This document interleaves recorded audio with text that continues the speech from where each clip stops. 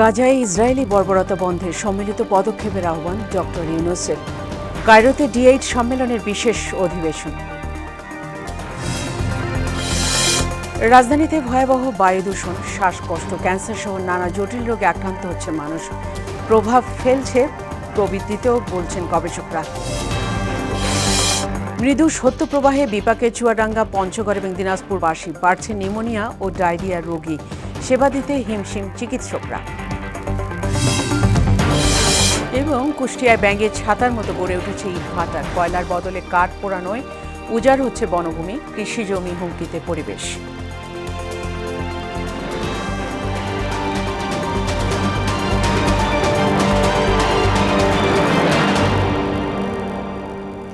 আসসালামু আলাইকুম, সবাইকে মোহনার সংবাদে স্বাগত। শুনছিলেন শিরোনাম, সঙ্গে আছি ফাতিমা রশিদ। এবার বিস্তারিত। ফিলিস্তিন সংকট সমাধানের জন্য বাংলাদেশের অবিচল অবস্থান পুনর্ব্যক্ত করেছেন অন্তর্বর্তী সরকারের প্রধান উপদেষ্টা ডক্টর মোহাম্মদ ইউনূস। এ সময় গাজায় ইসরায়েলি বাহিনীর বর্বরতার অবসানে সিদ্ধান্তমূলক ও সম্মিলিত পদক্ষেপ নেওয়ার আহ্বান জানান তিনি। মিশরের রাজধানী কায়রোতে D8 শীর্ষ সম্মেলনের একটি বিশেষ অধিবেশনে ডক্টর ইউনূস এসব কথা বলেন। অধ্যাপক ইউনূস তার বক্তৃতায় বলেন, অধিকৃত গাজা উপত্যকায় 14 মাস ধরে ইসরায়েলি আগ্রাসন ও বর্বর গণহত্যা অব্যাহত রয়েছে। এই বর্বরতা ভাষায় প্রকাশ করা সম্ভব হবে না। প্রধান উপদেষ্টা বলেন, লেবাননে যেভাবে বিরোধ ছড়িয়ে পড়েছে, এই যুক্ত শান্তি এবং স্থিতিশীলতার জন্য মারাত্মক ও দীর্ঘমেয়াদী পরিণতি বয়ে আনতে পারে বলেও আশঙ্কা প্রকাশ করেন doctor Yunus. Time when Israeli aggression and the 14-month-long brutal genocide against the Palestinian people continued unabated in the occupied Gaza Strip and the West Bank. We are in utter dismay at Israel's blatant disregard to long-held international norms, laws, and conventions. The ways the hostilities in Lebanon is spreading, there are heightened fears of further escalation. This can lend to dire and long-term consequences for peace and stability across the region, impacting global society and polity, not just the economy. ভয়াবহ বায়ু দূষণের কবলে রাজধানী ঢাকা। শ্বাসকষ্ট, cancer সহ নানা জটিল রোগে আক্রান্ত হচ্ছে মানুষ। স্বাস্থ্য ব্যয় বাড়িয়ে অর্থনৈতিক প্রবৃদ্ধিতেও প্রভাব ফেলছে এই বায়ু দূষণ। এতে বছরে প্রবৃদ্ধির অন্তত 9% ক্ষতি হচ্ছে বলে জানান গবেষকরা। তাদের মতে দূষণ নিয়ন্ত্রণে বাস্তবসম্মত এবং দীর্ঘমেয়াদী পরিকল্পনা না থাকাতেই পরিস্থিতি দিন দিন ভয়াবহ হচ্ছে।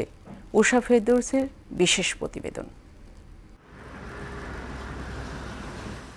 গেল এক সপ্তাহ ধরে ঢাকার বায়ুমান খুবই নিম্ন পর্যায়ে। 126টি দেশের মধ্যে দূষিত শহরের তালিকায় ঘুরে ফিরে শীর্ষে থাকছে বাংলাদেশের রাজধানী। বিশ্বব্যাংকের তথ্যমতে দূষিত বাতাসের কারণে বিভিন্ন রোগবালায় দক্ষিণ এশিয়ায় প্রতি বছর 1,86,000 মানুষের মৃত্যু হয়। এর তালিকায় বাংলাদেশ অন্যতম। শ্বাসকষ্ট ঠিক করে তারপরে টিউমার কাটবে।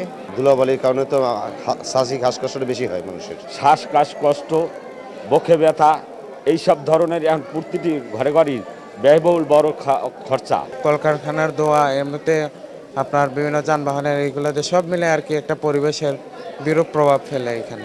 জাতীয় বক্ষব্যাধি ইনস্টিটিউট ও হাসপাতালে দেখা যায় রোগীর চাপ। অধিকাংশ শ্বাসকষ্ট নিয়ে ভর্তি হয়েছেন।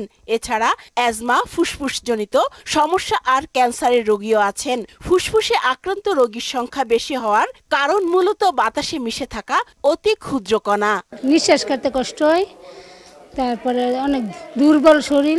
বেশি ধুলাবালুর কারণে কি আজকে 10-12 বছর ধরে আমার এটা দেখা দিচ্ছে। একটু হাঁটতে গেলেই আমার অনেক শ্বাসকষ্ট হয়। 6 মাস ধরে আমার শ্বাসকষ্ট একটু বেশি। চিকিৎসকরা জানান, বায়ু দূষণে স্ট্রোক, হৃদরোগ, ক্রনিক অবস্ট্রাকটিভ পালমোনারি ডিজিজ, ফুসফুসের ক্যান্সার এবং তীব্র শ্বাসকষ্টের সংক্রমণের কারণে মৃত্যু হার বাড়ে।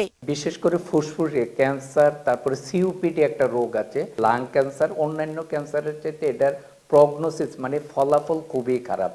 দেখা যায় যে মোর দেন 80% পেশেন্ট ডায়াগনোসিসের 1 বছরের মধ্যে মরে যায়। বাট COPD একটা ডিজিজ আছে, শ্বাসকষ্ট, অনেকটা অ্যাজমার মতো। এই রোগীদের প্রধান উপসর্গ হয় কাশি এবং হাঁটলে হয়রান হয়ে যায়। ওরা দেখা যায় দিনকে দিন এটা পঙ্গুত্বের মতো চলে যায়। এই কারণে প্রতি বছর নিম্ন মধ্যম আয়ের দেশে কম বেশি 70 লাখ মানুষের অকাল মৃত্যু হচ্ছে। ইন্ডিভিজুয়াল বলেন আর গভর্নমেন্ট লেভেলে বলেন তার তো ব্যয় বাড়তেছে, কর্মক্ষেত্র থেকে অ্যাবসেন্ট থাকতে হচ্ছে অথবা দেখা যাবে যে মানে অকাল মৃত্যুর দিকে ঝুঁকে যাচ্ছে। এই ক্ষেত্রে মানে দেশের জিডিপি বলেন আর ইয়াতে একটা বিরূপ প্রভাব পড়বে। অস্বাভাবিক বায়ু দূষণে বিভিন্ন প্রাণীর মৃত্যু ঝুঁকি বাড়ছে বলেও জানান এ চিকিৎসক। উষা ফেরদৌস, মোহনা সংবাদ, ঢাকা। শীতের সবজি বাজারে তারপরও কমছে না শাকসবজির দাম। নিত্যপণ্য কিনতেই নাভিশ্বাস সাধারণ মানুষের। রাজধানীর বাজার থেকে সরাসরি যুক্ত হচ্ছেন আমাদের সঙ্গে সহকর্মী উষা ফেরদৌস। বিস্তারিত জানবো তার কাছ থেকে। উষা, বাজারে শীতকালীন শাকসবজির দাম কেমন দেখছেন? ক্রেতারা কি বলছেন?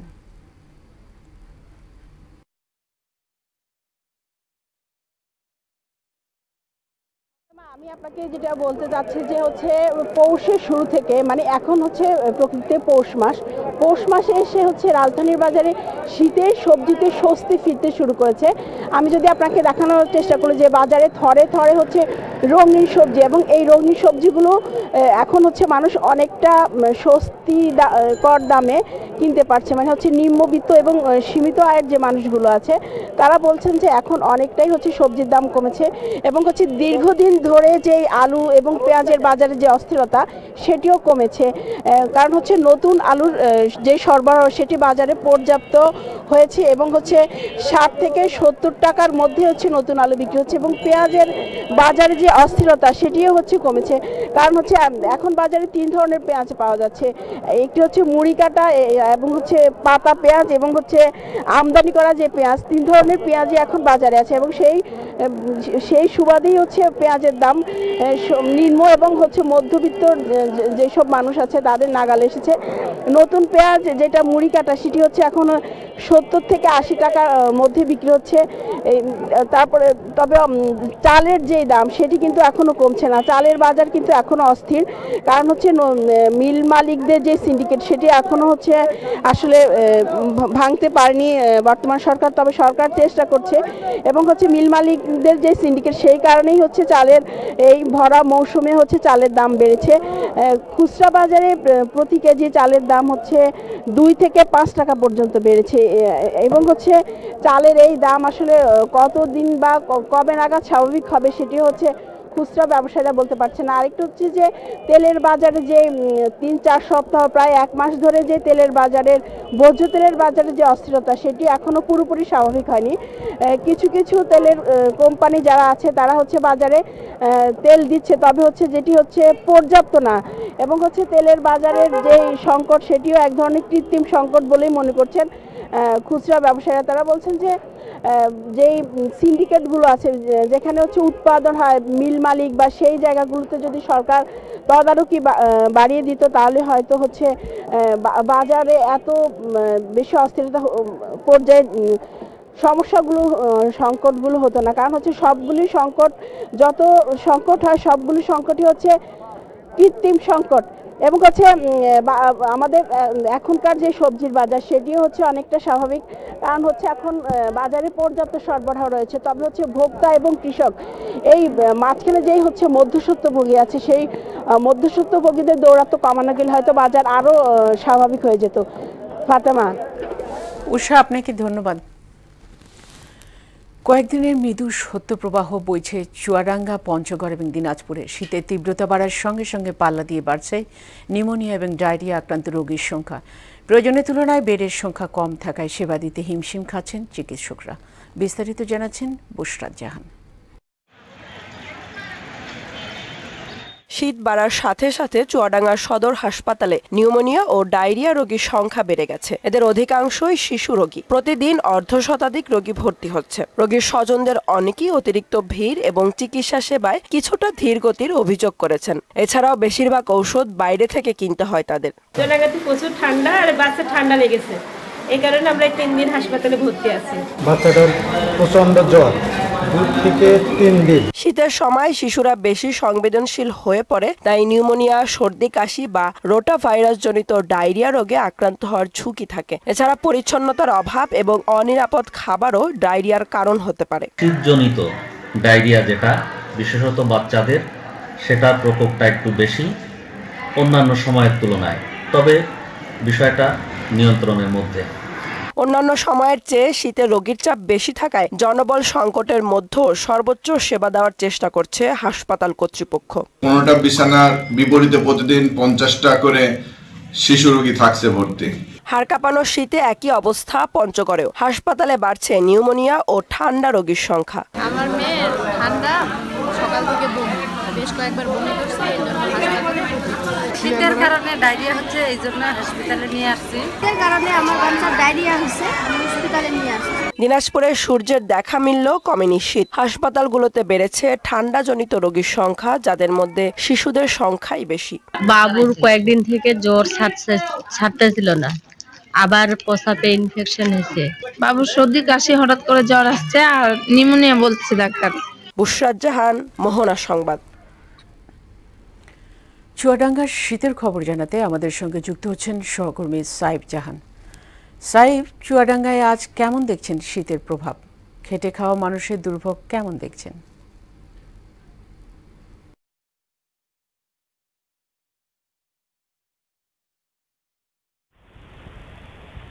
কয়েকদিন ধরে চুয়াডাঙ্গার উপর দিয়ে প্রচন্ড শীত হয়ে যাচ্ছে, আর এই শীতের কারণে গরিব খেটে খাওয়া মানুষগুলো কিন্তু এবং যারা শীতকে উপেক্ষা করে জীবিকার তাগিদে ঘর থেকে বেরিয়ে আসছে, তারা কিন্তু ঠিক মতো কাজ করতে পারছে না। অনেকে কাজ না পেয়েই ফিরে যাচ্ছে, নিজ বাসায় ফিরে যাচ্ছে। আর শীতে যে শীতটা এমন, সূর্য উঠলেও মাঝে মধ্যে সূর্য উঠে যায়, এই সূর্য উঠে দিলেও কিন্তু শীতের তীব্রতা কমছে না। ইমেল বাতাসের কারণে মানুষ কিন্তু ঘর থেকে বেরোতে গেলে কষ্ট করছে। আমরা যে রাস্তায় দাঁড়িয়ে আছি, সেই রাস্তাটা কিন্তু অনেক ব্যস্ত আছে রাস্তা, কিন্তু সেখানে দেখা যাচ্ছে কিন্তু অনেকটাই ফাঁকা। এই শীতের কারণে সাধারণ খেটে খাওয়া মানুষ এবং শিশুরা কিন্তু চরম বিপাকে আছে। শিশুদের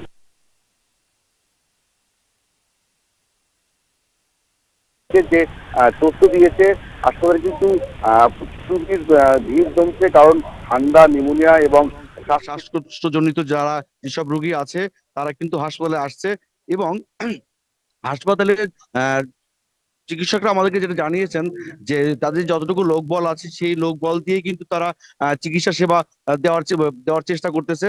কারণ চুয়াডাঙ্গা থেকে কিন্তু বিভিন্ন জায়গা থেকেই কিন্তু চুয়াডাঙ্গা সদর হাসপাতালে সাধারণত রোগীগুলো আসে, আর এই কারণেই হাসপাতালগুলোতে রোগীর চাপটাও বাড়ছে। আর রোগীর চাপ বাড়ার কারণেই সাধারণত যে সমস্যাটা হয়, যে ওষুধের যে সংকটটা হয়, কিন্তু আমরা গতকালকে চুয়াডাঙ্গা সদর হাসপাতালের তত্ত্বাবধায়কের সাথে কথা বলেছি। তত্ত্বাবধায়ক আমাদেরকে জানিয়েছেন আমাদের পর্যাপ্ত পরিমাণ ওষুধের ব্যবস্থা আছে, তাদের ডায়রিয়া, কলেরার স্যালাইন যেটা প্রয়োজন হয় সেই ওষুধগুলো তারা ব্যবস্থা রেখেছেন। আর সাধারণত যেটা হয়, শীতের কারণে যে প্রবলেম গুলো হচ্ছে, সাধারণ খেটে খাওয়া মানুষ এরা কিন্তু রাস্তা যখন বের হয় তাদের কিন্তু গরম পোশাকের জন্য তারা ছুটে যাচ্ছে, কিন্তু পুরাতন যেসব কাপড়ের দোকান আছে সেখানে যাচ্ছে, অল্প দামে তারা কাপড় কিনে শীত নিবারণের চেষ্টা করছে। আর তারপরেও সরকারি বেসরকারি ভাবে বিভিন্ন ভাবেই চুয়াডাঙ্গাতে কম্বল দেওয়া শুরু করেছে। জেলা প্রশাসন থেকে ইতিমধ্যে 10,000 কম্বল চুয়াডাঙ্গার 5টি থানায় বরাদ্দ দিয়েছে। এগুলো কিন্তু ইতিমধ্যেই বিতরণ শুরু হয়ে গেছে। আর সাধারণত চুয়াডাঙ্গাতে প্রতি বছরই কিন্তু যেমন শীত পড়ে তেমনি গরম পড়ে। এই গরম এবং শীতের কারণে চুয়াডাঙ্গাতে সবসময় রেকর্ড ছাড়িয়ে যায়। আজ চুয়াডাঙ্গাতে সকাল 6টার তাপমাত্রা রেকর্ড করা হয়েছে 12.3 ডিগ্রি সেলসিয়াস। এই ছিল চুয়াডাঙ্গাতে শীতের সর্বশেষ। ফাতেমা। সাইফ, আপনাকে ধন্যবাদ। কুষ্টিয়ায় ব্যাঙে ছাতার মতো গড়ে উঠেছে ইটের ভাটা, আর এসব ইট ভাটায় কয়লার বদলে পোড়ানো হচ্ছে কাঠ, ব্যবহার করা হচ্ছে কৃষি জমি ও মাটি। অধিকাংশ ইট ভাটায় আবার ব্যবহার করা হচ্ছে নিষিদ্ধ ড্রাম, চিমনি। এতে হুমকির মুখে পড়েছে কৃষি জমি সহ পরিবেশ, বাড়ছে শ্বাসকষ্ট সহ নানা রোগ বালাই। মিলন খন্দকারের প্রতিবেদন, জানাচ্ছেন আফরিন পপি। কুষ্টিয়া সদর সহ মিরপুর, ভেড়ামারা, দৌলতপুর, কুমারখালী, খোকসাই 200-র বেশি ইটভাটা আছে, অথচ সরকারি নিয়ম নীতি মেনে চলছে মাত্র 10 থেকে 15টি ইটভাটা, বাকিগুলো চলছে অবৈধভাবে। এসব ভাটার কালো ধোঁয়ায় হচ্ছে বায়ু দূষণ, নষ্ট হচ্ছে গাছপালা, আবাদ কমছে কৃষি জমির। তাছাড়া ভাটাগুলির জন্য মাটি পরিবহনের গাড়ি চলাচলে নষ্ট হচ্ছে রাস্তা, আবার যেখানে সেখানে মাঝে মাঝেই ঘটছে সড়ক দুর্ঘটনা। খোঁজ নিয়ে জানা যায় এলাকার অনেকেই ভুগছে শ্বাসকষ্ট সহ নানা রোগে। অ্যাজমার সমস্যা তো এই ধুমার জন্য আরো বেশি সমস্যা। ভাটাতে তো অনেক ক্ষতি হচ্ছেই, এই বিষয়ে সরকার যদি কোনো পদক্ষেপ নিতে তাহলে আমরা একটু উপকৃত হতাম। ভাটার কারণে এখন জমি জমা কমে যাচ্ছে আর মাঠের ফসল কম হচ্ছে। বিষয়টি যে সত্য তা ভাটা মালিক নিজেই স্বীকার করলেন। তারা নাকি বিভিন্ন মহল ম্যানেজ করে তবেই চালাচ্ছেন এসব ইট ভাটা। ভাটা মালিকের সমিতি আছে, পরিবেশ অধিদপ্তর তো আসেই, ঝামেলা করতো সেটা হচ্ছে মেনটেন করে চলা হইতো। এদিকে পরিবেশ অধিদপ্তরের কর্মকর্তারা বরাবরের মতোই বলছেন অবৈধ এসব ইট ভাটার বিরুদ্ধে ব্যবস্থা নেওয়া হবে। পরিবেশ অধিদপ্তর থেকে ছাড়পত্র প্রদান করে এরকম ছাড়পত্র প্রদান করা প্রতিষ্ঠানের সংখ্যা 15টি।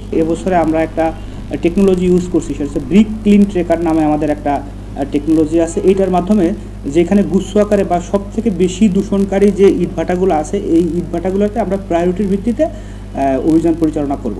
ইটভাটা এলাকায় শ্বাসকষ্ট রোগীর পাশাপাশি ক্যান্সার, বিকলাঙ্গ শিশু জন্ম নেওয়া সহ নানা রোগে আক্রান্ত হয় মানুষ। ইটভাটার যে ধুলাগুলা এগুলো সরাসরি আমাদের শ্বাসনালীতে গিয়ে প্রদাহ তৈরি করে এবং এইসব ক্ষেত্রে ক্রমাগত বারবার রোগীরা আমরা দেখি আমাদের কাছে আসে, ক্ষতিকর প্রভাব দীর্ঘদিন ধরে চলতে থাকে এবং যেটা শেষ পর্যন্ত আমরা ক্যান্সারের দিকেও আমরা যেতে দেখি রোগীদের।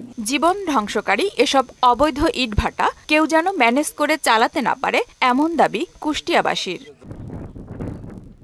আফরিন পপি, মোহনা সংবাদ। সৈকতের শহর কক্সবাজারে বেড়েছে পর্যটকদের ভিড়। 5 আগস্ট দেশের পট পরিবর্তন পরবর্তীতে চট্টগ্রামে আইনজীবী হত্যার ঘটনায় দেশে অস্থির পরিবেশ তৈরি হয়। এর প্রেক্ষিতে পর্যটন শিল্পে নেতিবাচক প্রভাবের শঙ্কা থাকলেও তা কেটে লাখো পর্যটকের পদভারে মুখরিত দীর্ঘতম সৈকতের বালুকাবেলা। আমানুল হক বাবুলের প্রতিবেদন, জানাচ্ছেন তাহসিন তারিন। পৃথিবীর দীর্ঘতম সমুদ্র সৈকতের বালুকাবেলা কক্সবাজার এখন লাখো পর্যটকের পদভারে মুখরিত। কনকনে শীত উপেক্ষা করে সাগরের নোনা জলে শীতল ছোঁয়ায় গা ভাসাচ্ছে সব বয়সের নারী পুরুষ। লাবণী বীচ থেকে কলাতলি হয়ে হিমছড়ি, ইনানি, মহেশখালী, আদিনাথ মন্দির, রামু রামকুট, ডুল হাজারা সাফারি পার্ক ও প্রবালদ্বীপ সেন্ট মার্টিনে সকাল থেকে সন্ধ্যা পর্যন্ত থাকছে লাখো পর্যটকের কোলাহল। শিক্ষা প্রতিষ্ঠান বন্ধ থাকায় ছুটির আমেজে সপরিবারে কক্সবাজার এসেছে ভ্রমণ পিপাসুরা। আমরা এর আগে আসছি, খুব ভালো লাগছে। এবার আমরা সবাই গ্রুপ মিলে আসছি, আমাদের খুব মজা হচ্ছে, আমরা খুব মজা করতেছি। এখানে আসে খুব ভালোই লাগতেছে, অনুভূতিটা খুব আলাদা। সব সময়ের জন্য কক্সবাজার হচ্ছে একটা রিফ্রেশমেন্টের স্থান। এখানে আমরা অনেক এনজয় করছি, মজা পাচ্ছি। ব্যবসায়ীরা আশা করছেন সবকিছু স্বাভাবিক থাকলে আগামী বছর মার্চ পর্যন্ত পর্যটকদের ভিড় থাকবে কক্সবাজারে। পর্যটন সেবার জন্য অত্যন্ত তৎপর রয়েছে। আমরা চেষ্টা করছি কোনোরকম অঘটন এবং অনাকাঙ্ক্ষিত ঘটনা ব্যতীত আমরা ইনশাআল্লাহ এই ডিসেম্বর পাস করতে পারবো। পর্যটকদের পর্যাপ্ত নিরাপত্তা নিশ্চিত করতে জেলা প্রশাসন ও ট্যুরিস্ট পুলিশ কাজ করছে। কোথাও যাতে কোনো প্রকার অপ্রীতিকর ঘটনা না হয় এতে সতর্ক রয়েছে প্রশাসন। আমরা পর্যটকদের সার্বিক নিরাপত্তার জন্য আমরা এই 3 জায়গায়, বিশেষ করে লাবণী পয়েন্ট, সুগন্ধা এবং কলাতলি পয়েন্টে আমরা স্পেশাল মোবাইল পার্টি দিয়েছি, স্থির পিকেট দিয়েছি।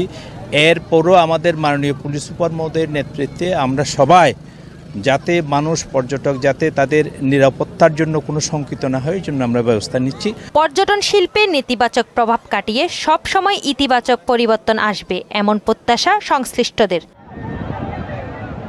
তাহসিন তারিন, মোহনা সংবাদ।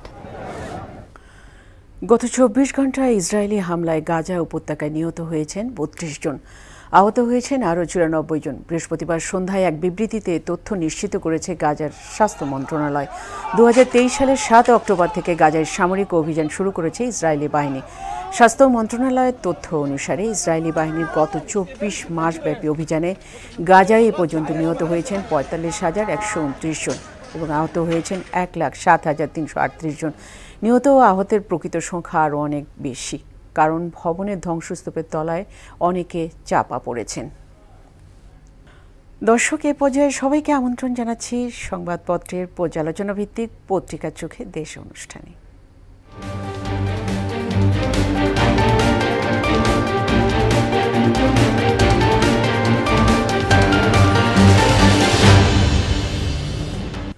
দর্শক, অনুষ্ঠানের আজকের অতিথি মোহনা টেলিভিশনের যুগ্ম বার্তা সম্পাদক নাসির উদ্দিন। নাসির, পত্রিকার চোখে দেশ অনুষ্ঠানে আপনাকে স্বাগত।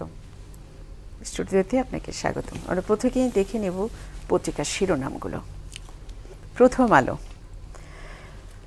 পিলখানা হত্যাকাণ্ডে হাসিনা মইনুর বিরুদ্ধে অভিযোগ। ব্যাংকে ডাকাতের হানা, 3.5 ঘন্টা পর আত্মসমর্পণ। দৈনিক ইত্তেফাক। ট্রাইব্যুনালে শেখ হাসিনা সহ 58 জনের বিরুদ্ধে অভিযোগ। রুদ্ধশ্বাস, 3.5 ঘন্টা জিম্মি দশার অবসান। সমকাল। দ্রুত নির্বাচনের লড়াইয়ে একা বিএনপি, ব্যাংকের 3.5 ঘন্টা জিম্মি কাণ্ড। বাংলাদেশ প্রতিদিন। সংস্কার নিয়ে উত্তাপ, আরও নাজুক ঢাকা। ফিল্মি স্টাইলে ব্যাংক ডাকাতির চেষ্টা। যুগান্তর। ট্রান্সশিপমেন্ট চুক্তির দুর্বলতা খতিয়ে দেখছে সরকার। কেরানীগঞ্জে ব্যাংক ডাকাতের হানা, 4 ঘন্টা পর 3 জনের আত্মসমর্পণ। বণিক বার্তা। রূপপুর চালু হলে বসে থাকতে পারে বড় সক্ষমতার বিদ্যুৎ কেন্দ্র। নির্বাচন নিয়ে অন্তর্বর্তী সরকারের পরিকল্পনাকে স্বাগত জানালো যুক্তরাষ্ট্র। The Daily Star. Frame by Awami League regime, they are in the clear now. 3 youths tried to rob bank, end up the detention. তো আমরা সবগুলো পত্রিকার শিরোনাম দেখে নিলাম। আমরা সব শিরোনামে একটা শিরোনাম টপে দেখেছি, একটা হেডলাইন সবগুলো পত্রিকাই করেছে, সেটা হচ্ছে যে ব্যাংক ডাকাতির হানা, 3.5 ঘন্টা পর আত্মসমর্পণ তাদের। এটা নিয়েই আপনার কাছে ফিরতে চাই। আজকের আলোচনার প্রথম প্রশ্ন। জি, দেখুন, এই যে গতকাল বিকেলের যে ঘটনাটা সন্ধ্যার আশপাশের সময়টাতে, এটার প্রতিক্রিয়া বেশ ভালোই হয়েছে এবং আপনি দেখছেন যে প্রত্যেকটি পত্রিকায় সেটাকে শুরুতেই দেখেছে এবং আমরাও দেখেছি 3 ঘন্টার এক ধরনের রুদ্ধশ্বাস পরিস্থিতি। প্রতিক্রিয়া ভালোই হয়েছে, তবে মূল যে ঘটনা সেটি তো পরে বোঝাই গিয়েছে যে আসলে এটাই সংঘবদ্ধ যে ডাকাতির কথা বলি বা এরকম বড় ধরনের জিম্মি দশা করে ফেলে যে সংঘবদ্ধ বা ধরনের দুশ্চিন্তা ফেলে দেওয়ার মতো বিষয়, এই গ্রুপটা সেরকম না। 22 বছরের একজন, 16 বছরের দুজন, যাদের হাতে ছিল খেলনা পিস্তল এবং অন্যান্য বিষয়। এগুলো আমার কাছে মনে হয় কি যে হয়তো মুভি দেখা, ইন্ডিয়ান মুভি দেখা কিংবা নাটক, সিআইডির মতো নাটকগুলো দেখে অভ্যস্ত হয়ে পড়া। দেখুন, 5 আগস্টের পরে বেশ কিছু জায়গায় আমরা দেখেছি ছিনতাই, চুরি, রাহাজানির মতো ঘটনা বেড়েছে। আইনশৃঙ্খলা বাহিনীর দুর্বলতার সুযোগ নিয়ে এটা বেড়েছে। তারাও হয়তো সেই চিন্তাটা করতে পারে যে এখন যেহেতু এ ধরনের সবাই করছে, আমরাও ট্রাই করি। এই ধরনের এক ধরনের ফ্যান্টাসি থেকে হয়তো বিষয়টা হয়েছে। তবে এই ধরনের সংঘবদ্ধ চক্র নিয়ে যে ধরনের দুশ্চিন্তায় পড়ার কথা, হয়তো এই একটা গ্রুপ, আরও অনেকগুলো গ্রুপও আছে কিনা, এই দুশ্চিন্তা এদের মাধ্যমে হওয়ার মতো জায়গা দেখছি না। কারণ হচ্ছে এটা এক ধরনের ফ্যান্টাসি আমার কাছে মনে হচ্ছে। যাদের কাছে খেলনা পিস্তল নিয়ে যারা ঢুকেছে, এটা এক ধরনের ফ্যান্টাসি। তারা চেষ্টা করেছে যে ইন্ডিয়ান মুভি দেখে বা অন্য অন্য মুভিগুলো দেখে তারা সেটা করা যায় কিনা। তবে তারপর এগুলোর দিকে একটু নজর দেওয়া উচিত, কারণ ফ্যান্টাসি থেকে হতে হতে একসময় সেটা বড় আকারে যেন ধারণ না করে। সেক্ষেত্রে সরকার কিংবা আমাদের আমরা যারা সুশীল সমাজ বলি, তাদেরকেও এক ধরনের ওয়ে বার করা উচিত যে এই ধরনের ঘটনা যেন ভবিষ্যতে আর না ঘটে। কারণ এটা এক ধরনের জিম্মিদের সাথে ছিল, মানুষের ভিতরে আতঙ্ক তৈরি হয়েছে। এটা এক ধরনের যে যদি ফ্যান্টাসি হোক না কেন, এগুলোকে ঠেকানো উচিত, ঠেকানোর জন্য ওয়ে বের করা উচিত। আসলে এটাই আমার কাছে মনে হয়। আচ্ছা, আরেকটা শিরোনাম আমরা সবগুলো পত্রিকার আরেকটা শিরোনাম আমরা দেখেছি, সেটা হচ্ছে যে দ্রুত নির্বাচনের লড়াইয়ে একা বিএনপি। এটা নিয়ে একটু আসি আপনার কাছে। এই মুহূর্তে বাংলাদেশের যে রাজনৈতিক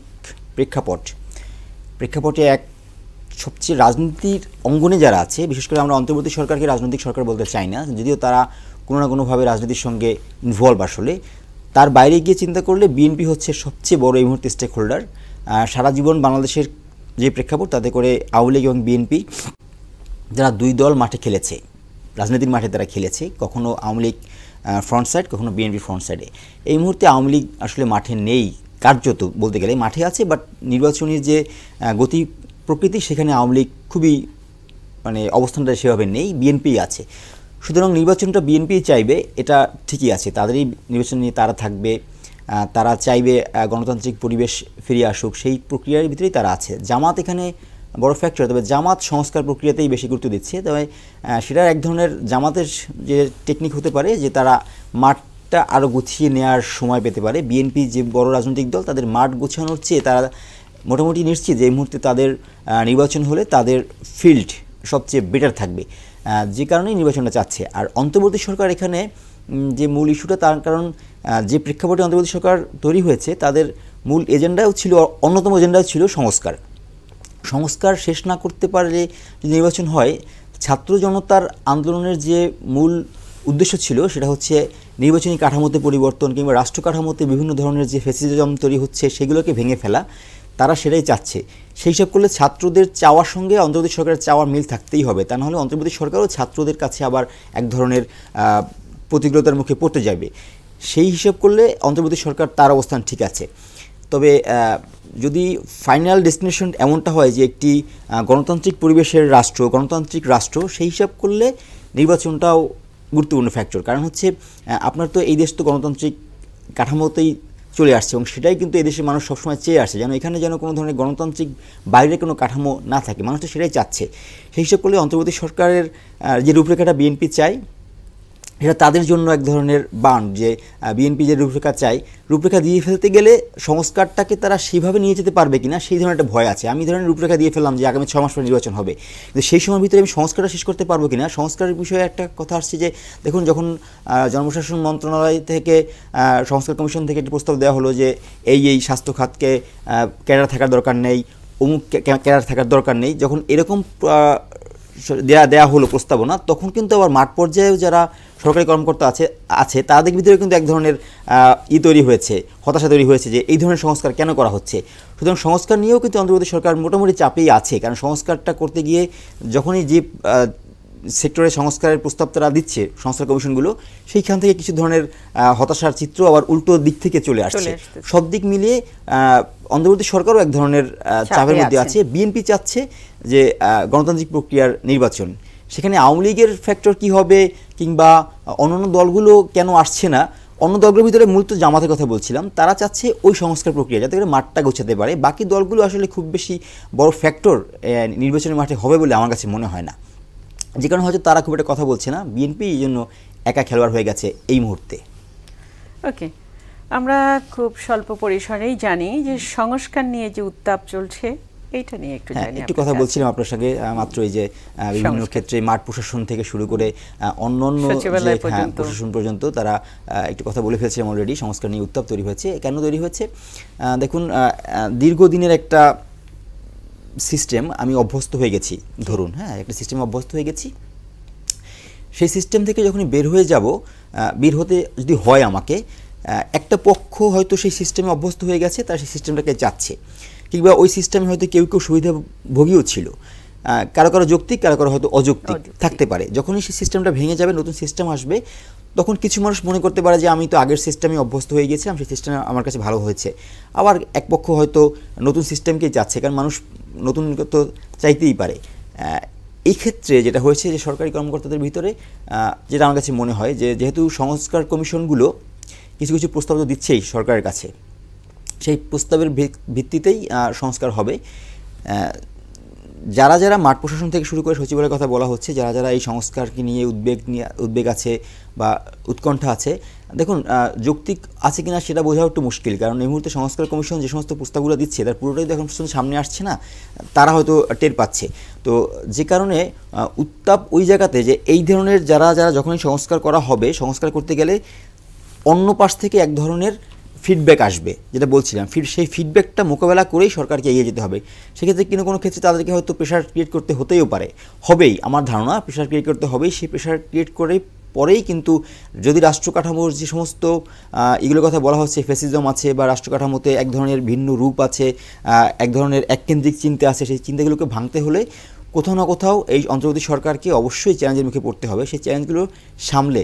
তবে সেক্ষেত্রে চ্যালেঞ্জের সবচেয়ে বড় চ্যালেঞ্জ যেটা মনে হচ্ছে আমার কাছে, সেটা হচ্ছে আইনশৃঙ্খলা বাহিনী, যেটা গতকালকেও যদি আপনি চিন্তা করেন, এই যে কিশোর যারা হঠাৎ করেই গিয়ে ব্যাংকে গিয়ে ডাকাতি করলো, আমার কাছে মনে হয় কি এক ধরনের মাইন্ড সেট আপ তৈরি হয়ে গেছে যে এখন বোধহয় এই ধরনের ঘটনা ঘটলে খুব বেশি প্রতিক্রিয়া হবে না, হয়তো সেটা মনে করেছিল, যদি প্রতিক্রিয়া হয়েছে এবং সেটা তারা টেরও পাচ্ছে।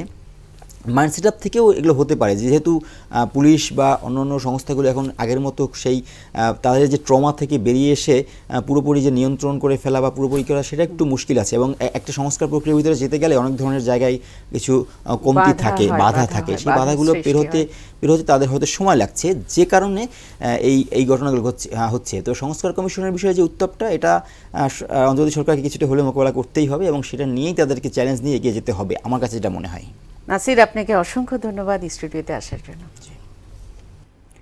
শেষ করব মোহনা সংবাদ, যাবার আগে শিরোনামগুলো আরও একবার।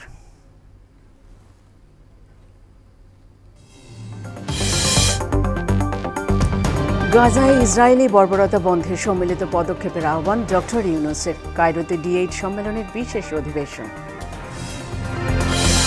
রাজধানীতে ভয়াবহ বায়ু দূষণ, শ্বাসকষ্ট, ক্যান্সার সহ নানা জটিল রোগে আক্রান্ত হচ্ছে মানুষ, প্রভাব ফেলছে প্রবৃদ্ধিতেও বলছেন গবেষকরা। মৃদু সত্যপ্রবাহে বিপাকে চুয়াডাঙ্গা, পঞ্চগড় এবং দিনাজপুরবাসী, বাড়ছে নিউমোনিয়া ও ডায়রিয়া রোগী, সেবা দিতে হিমশিম চিকিৎসকরা। এবং কুষ্টিয়ায় ব্যাঙে ছাতার মতো গড়ে উঠেছে ইটভাটা, কয়লার বদলে কাঠ পোড়ানোয় উজাড় হচ্ছে বনভূমি, কৃষি জমি, হুমকিতে পরিবেশ।